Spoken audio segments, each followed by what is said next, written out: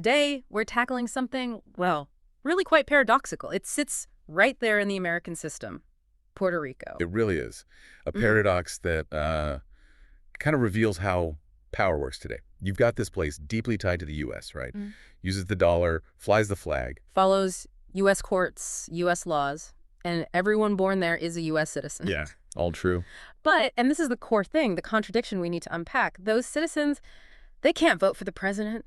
The president whose decisions shape their lives, their laws, their foreign policy, it just doesn't fit the narrative of American democracy, does it? It absolutely doesn't. And when you dig into it, you see Puerto Rico operates, domestically, almost Hmm. exactly like a state. Obligations, federal rules, all that. Right. But the second you talk about political power, voting rights, or crucially, economic responsibility, Yeah. suddenly it's treated like this separate thing. An external entity, this ambiguity, this legal gray area set up way back Right. that allows for, well, maximum control with minimum responsibility. And that's our mission for this deep dive. This isn't just history, it's happening now. It's the story of how a major power can maintain something that looks, feels, operates like a colony, but without ever needing that label. Hmm. We're going into the specifics, the legal tricks, the economic policies, the things designed first to build up and then, frankly, to collapse the Puerto Rican economy. If you want to get how this unfinished American empire idea works, the sources say Puerto Rico is ground zero. It's the case study. Okay, let's start right at the beginning. Oh. 1898, Spanish-American War ends. Treaty of Paris. And the U.S. gets Puerto Rico almost like a footnote, it seems. Yeah, it wasn't really framed as, oh, here's a future state. It was more strategic. Strategic how? Well, think about the time. Late 19th century. America is flexing its muscles globally. Places like Puerto Rico, Guam, the Philippines. Mm-hmm. They were seen as, naval bases, coaling stations, maybe sources of raw materials, economic assets. So different from earlier territories like Louisiana or Texas. Very different. There wasn't that immediate assumption of, okay, these folks will eventually become equal citizens in new states. Mhm. The promise of integration just wasn't there from the start. And the legal status, they slapped on it immediately.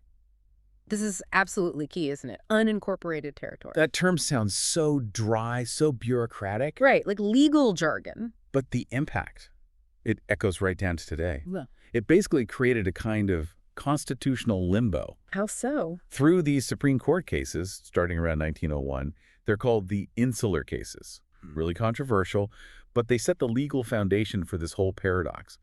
The core idea they established was that the Constitution doesn't automatically fully follow the flag into these new territories. Wait, hold on. The Supreme Court said the U.S. could own a place, but the people living there wouldn't get all the constitutional rights. How did they justify that? They created a distinction, basically, between incorporated territories, places clearly on the path to statehood, where the Constitution applied fully, and unincorporated ones. For the unincorporated, Congress got to decide which rights applied and which didn't. So Puerto Ricans were under U.S. rule, subject to U.S. laws, Taxes, too. but not guaranteed the same political rights as someone in, say, Ohio or California. Exactly. It legally baked in this idea of ownership without equality, that fundamental inequality. It's the bedrock for everything that happened over the next 100-plus years. Okay, so you've got the legal framework for inequality set up. Then comes the economic plan. The sources are pretty blunt here, right? American companies moved in fast. Oh, immediately. The goal was crystal clear. Sugar. Turn the island into a giant, efficient sugar factory for the U.S. market. What was it like before, under Spain? Land ownership was more spread out, more diverse agriculture. After 1898, you see these huge American sugar corporations like Central Aguirre, Fajardo, sugar buying up massive amounts of land. Consolidation. Industrial-scale agriculture. So this wasn't about developing a well-rounded local economy. Not at all. It was pure extraction. American capital poured in, yes, but mainly to build the infrastructure needed for sugar rail lines, mills, ports, to get the sugar out efficiently. And the profits from all this sugar. Flowed north, straight back to the mainland U.S., to the corporate headquarters and the shareholders. Very little wealth stayed on the island to build up local businesses or diversify the economy. What happened to the local farmers, the smaller landowners? Many got pushed out, became wage laborers on these giant plantations. It completely restructured Puerto Rican society around this one crop, this one industry. This is what the sources call economic extraction disguised as modernization. You get roads and ports maybe, but the actual wealth leaves. Precisely. And what's left behind for most people? Poverty. Deep structural poverty. And, crucially, dependency. Puerto Rico was set up from the start to serve the needs of the mainland economy, not to build its own sustainable future. The power to shape the island's economic destiny wasn't in San Juan, it was in Washington, D.C. and on Wall Street. This dependency structure, it just morphs over time, doesn't it? Sure. Which takes us, fast forward about 50 years to the 1950s. The world looks very different. Completely different. Cold War is on. You've got revolutionary movements bubbling up across Latin America, the Caribbean. Yeah. Cuba is the big one, obviously. Right. Castro. So Washington suddenly needs Puerto Rico to be something else. Not just a sugar plantation, but a symbol, a success story. A showcase. Exactly. A showcase of the Caribbean.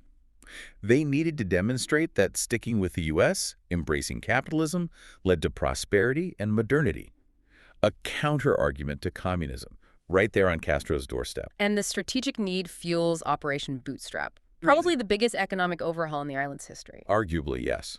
Operation Bootstrap, Operation Manos a la Obra was this massive government push to shift the economy away from agriculture, away from that shaky sugar monoculture. And into manufacturing. Industrialization. Correct. And the main tool, the magnet to make this happen, was offering huge tax breaks to U.S. corporations. So the deal was, come set up your factory in Puerto Rico, hire local workers, make your profits, and you basically pay little to no federal corporate tax on those profits. That's the core of it. Mm-hmm. Especially attractive for industries like pharmaceuticals, electronics, companies where profits were high.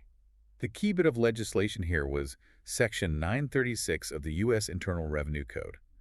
It let companies send those profits back to the mainland, essentially tax-free. Must have been like a gold rush for those corporations. It was incredibly effective at first. Factories popped up. Jobs were created, manufacturing jobs, infrastructure improved, GDP went up. On the surface, it really did look like the showcase. Standards of living did rise for many compared to the deep poverty of before. They did, but, and this is the critical flaw the analysis points to, the nature of this prosperity was fundamentally flawed. The rented prosperity idea. Why rented? What made it so unstable underneath the shiny surface? Because it wasn't organic growth. It wasn't driven by local innovation or a strong internal market. It was entirely 100% dependent on that one external factor. Yeah. Of the Section 936 tax break granted by the U.S. Congress. So the companies weren't there because Puerto Rico was inherently the best place to make pharmaceuticals. They were there because it was the most profitable place, thanks to Congress. Precisely. They were renting the island's tax status, essentially. Take away that subsidy, and the reason for being there disappears. And building your whole economy on a single policy decided thousands of miles away? That sounds incredibly risky. It creates massive vulnerability. And there were other costs too, right? This huge shift away from agriculture didn't happen smoothly. It caused enormous social upheaval. Like the migration. Exactly. The collapse of agricultural jobs pushed hundreds of thousands of Puerto Ricans off the island. The Great Migration to places like New York, Chicago, Philadelphia, looking for work the new factories couldn't provide fast enough. It was one of the largest waves of migration in U.S. history, driven by this economic restructuring. So even with the shift from sugar to factories, the core issue remained. The island's economic health was still fundamentally controlled by decisions made in Washington. Absolutely. They just swapped one dependency for another. Dependence on the sugar market became dependence on the U.S. tax code. The structure of control, that power imbalance, stayed firmly in place even while the island looked more modern. It was modernization for geopolitical purposes, not necessarily for long-term local stability. And that vulnerability, that dependence on Section 936, it eventually catches up, doesn't it? Leading us straight into the massive debt crisis of the 2000s. It was like a ticking time bomb. Congress decided back in 1996 to phase out Section 936. They gave it a 10-year sunset period. Why? Why get rid of something that seemed to be working, at least on the surface? Well, there were criticisms. That it was corporate welfare, that it cost the U.S. Treasury too much in lost revenue, that maybe it wasn't creating enough jobs relative to the tax breaks. Whatever the mix of reasons, the decision was made. And by 2006, Section 936 was gone. And the impact? Catastrophic. As the phase-out happened, the companies that were only there for the tax break started leaving, pulling out investment, closing factories, cutting those relatively high-paying manufacturing jobs. So the economic engine just stalled. Sputtered out. Pretty much. It left a massive hole in the island's economy and, crucially, in the government's finances. Tax revenues plummeted. How did the Puerto Rican government react, faced with this gaping hole? They started borrowing. Yeah. Heavily. The sources describe it almost like an addiction. Instead of making really painful cuts to public services or finding ways to drastically boost local revenue right away, successive administrations chose to issue government bonds, lots and lots of bonds. Borrowing money just to keep the lights on, essentially, to pay for everyday government operations. Yeah, borrowing to cover the budget deficits left by the shrinking economy and tax base, Yeah. trying to paper over the cracks, delay the inevitable downturn. And Wall Street was happy to help. Oh, more than happy. This is where another sort of technical but really important detail comes in. Puerto Rican government bonds had a special status. Special how? They were triple tax exempt, meaning if you were an investor on the mainland, the interest you earned from these bonds was exempt from federal, state, and local income taxes. Wow. That makes them incredibly attractive, especially for wealthy investors looking to minimize taxes. Hugely attractive.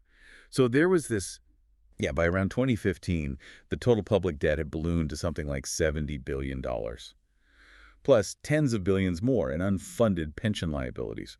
For an island economy already shrinking, with high poverty and unemployment, it was just unsustainable, an impossible burden. Now, if a city like Detroit, or even a state, gets into that kind of financial trouble, there are legal mechanisms, right? Bankruptcy processes. There are. For municipalities on the mainland, there's Chapter 9 of the U.S. Bankruptcy Code. It provides an orderly way to restructure debt. But Puerto Rico. Here's where that old status bites again. Because it's an unincorporated territory, not a state, and because Congress had specifically excluded Puerto Rico from being able to use Chapter 9. They were trapped. They couldn't declare bankruptcy like Detroit could. Exactly. They had this massive unpayable debt, but the normal legal door for resolving such a crisis was locked shut.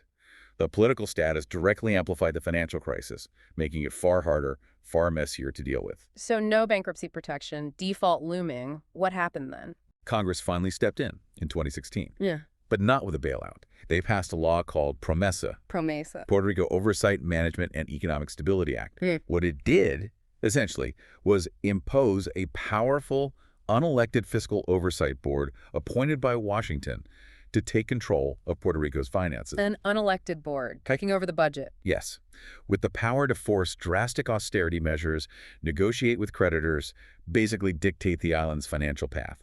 It was the ultimate expression of that colonial dynamic. The system created by the U.S. contributed massively to the collapse, and the U.S. response was to impose direct control. So let's pull all this together and look at the present day. We've seen the acquisition, the sugar phase, Operation Bootstrap, the debt trap. What does this modern colonial contract, as the research calls it, actually look like for a Puerto Rican citizen right now? It's defined by that core paradox of citizenship. They are U.S. citizens. That's crucial. Gives them the U.S. passport, freedom to move to the mainland, access to federal courts. And they serve in the U.S. military. Absolutely. Often at higher rates per capita than many states. They fight and die in America's wars, fulfilling that ultimate duty of citizenship. The big but, they still can't vote for the president, their commander-in-chief. That's the most glaring part. And no voting senators. Just one representative in the House, the resident commissioner, who can speak and sit on committees, but can't vote on the final passage of laws. So decisions impacting every aspect of their lives, economy, healthcare, disaster relief, are made by politicians they have no meaningful electoral power over. Correct. And that inequality extends right into their wallets, too. The balance of taxes paid versus federal benefits received is, well, it's unequal. How does that work? If they're citizens, don't they pay federal taxes? They pay some federal taxes, definitely. Payroll taxes like Social Security, Medicare, absolutely. If they work for the federal government on the island, they pay federal income tax. And they pay federal taxes indirectly, through customs duties, taxes embedded in the cost of goods shipped from the mainland. Okay, but they don't receive the same level of federal support as states. Generally, no, especially in major safety net programs. This goes back, again, to the legal status in those insular cases. Congress has decided to treat Puerto Rico differently. Can you give a specific example? Like, how does it play out? Healthcare is a big one. Medicaid. In the 50 states, federal Medicaid funding is basically an entitlement. The federal government matches state spending based on need, and the funding increases if need goes up, like in a recession or after a disaster. Okay, standard practice. But for Puerto Rico, Medicaid funding is a block grant. It's a fixed annual cap. Once that money runs out, that's it. The federal government doesn't automatically provide more, even if there's a massive health crisis or a surge in poverty. The island is left to cover the gap, which it often can't afford to do. So the system is designed to provide less support, especially when things get tough. Exactly. Another huge one is SSI, Supplemental Security Income. It's a crucial federal program providing cash assistance to low-income, elderly, blind, or disabled people. It exists in all 50 states, D.C., even the Northern Mariana Islands, but not in Puerto Rico. U.S. citizens in Puerto Rico are just flat-out excluded. Excluded from a major federal poverty program simply because of where they live, even though they're citizens. Yes. So when you add it all up, Puerto Rico consistently receives fewer federal benefit per capita than even the poorest U.S. state. Okay, so if we synthesize this, no presidential vote, unequal federal benefits, no bankruptcy protection, limited political power. What's the conclusion? What's the underlying power dynamic here? The research argues it's a system perfectly designed to serve the interests of the dominant power. It provides, quote, enough control to extract value. Extract value, like cheap labor through tax loopholes, strategic military location, a market for U.S. goods, fees for Wall Street. All of that. The U.S. retains the ultimate legal and economic authority to enable that extraction. The unincorporated status ensures U.S. rules apply when convenient for U.S. interests, but it blocks local political power from challenging those interests effectively. And the flip side of that coin? Just enough distance to deny responsibility. Meaning when crisis hits a devastating hurricane like Maria or the debt collapse, that same territorial status provides a legal and political justification for not providing the same level of immediate comprehensive aid and support that a state would expect, maybe even demand, as a right. So the U.S. can benefit from the relationship when things are good, but limit its obligations when things go bad. Control without the full cost of responsibility. That's the essence of the modern colonial contract as the analysis presented. It allows the U.S. to maintain the strategic and economic advantages of having Puerto Rico without incurring the full fiscal and moral obligations that come with equal political status. This deep dive started very specifically on Puerto Rico. But the sources really argue this isn't just some weird, isolated anomaly. It's bigger than that. Absolutely.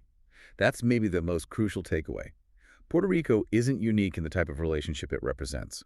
It's a potent example, maybe the clearest U.S. example, of a global formula. A blueprint for how powerful nations can exert control and extract resources in the modern era without the old-fashioned trappings of empire. A formula used elsewhere, historically. You see variations of these dynamics across history and across the globe, relationships between former colonial powers and their ex-colonies, or between international financial institutions and indebted nations. It's a way to achieve dominance without formal annexation. So maintaining influence, managing assets, securing strategic advantage, but avoiding the full responsibilities that come with statehood or genuine equal partnership. Exactly. And the research boils this formula down to three key pillars, three elements that create and sustain this kind of dependency. We've seen all three at play in Puerto Rico. Okay, let's break those down. Pillar number one.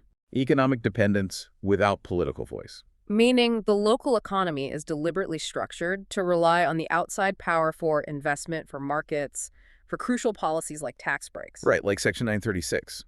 But the people living there have no real vote, no effective say in the decisions made in the faraway capital that control their economic lifeline. Like when Congress decided to repeal Section 936.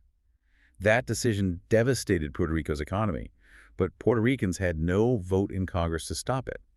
That power imbalance is fundamental. Okay, pillar two.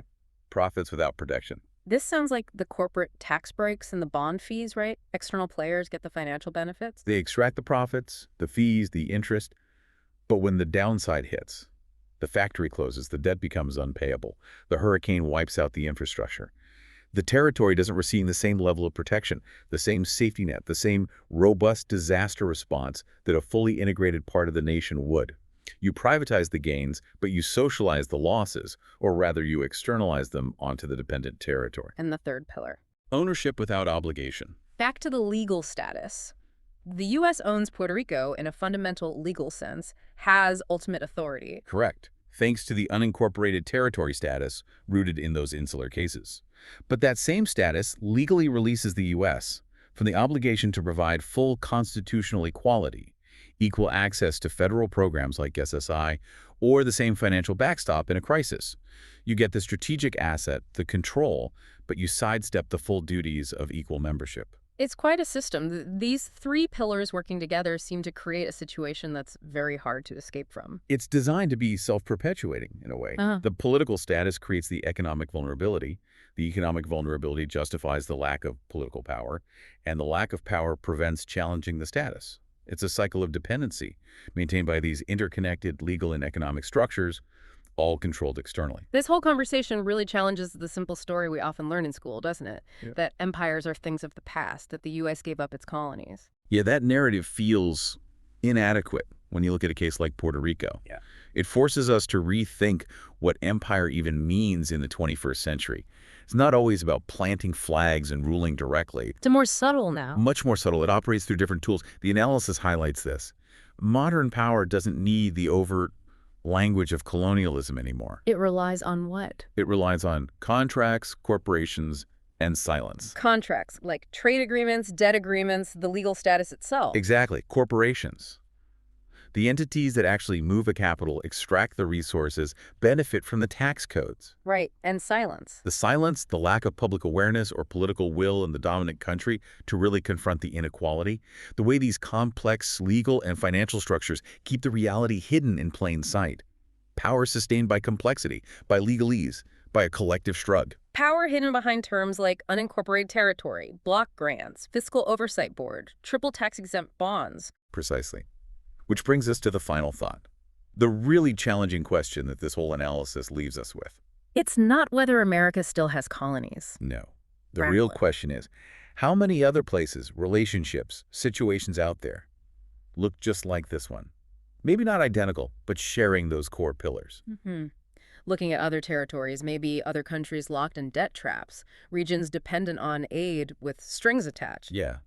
Thinking about where else you see that pattern, economic dependence without political voice, profits extracted without full protection offered, and a form of ownership or control that avoids the full obligations of equality.